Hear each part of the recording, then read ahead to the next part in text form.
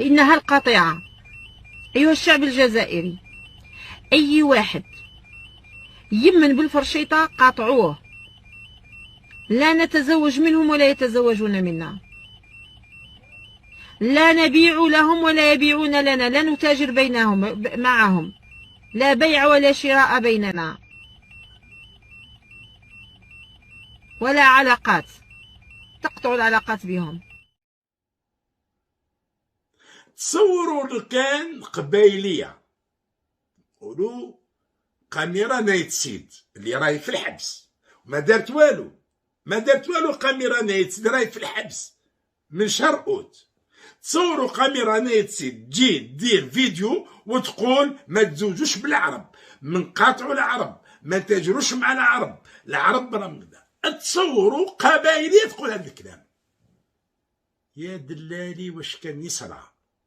راهي صحافة بودور وكلا بالقبائل بالعرب بيكتبوا ضدها. وي القبائل يسموا لي برومي يجريو بيان سور الحركة واش يجيك منهم، يجريو باش يطيحوا عليها،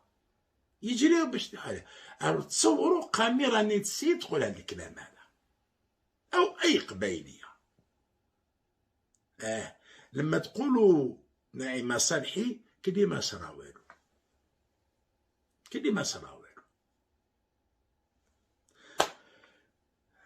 ما نقولش نتمنى تكون فيه متابعة وتكون فيه، أنا متأكد باللي ما تدخلش نهار واحد الحبس نعيمة صحيح على الكلام هذا اللي تمس بالوحدة الوطنية والتحريض على الكراهية والتحريض على العنصرية. ما تجوش نهار واحد كاردا فيو كوميساريات بوليس يبيتوها لينا في كوميساريات بوليس، ما تجوزهاش وتشوف. وعلاش؟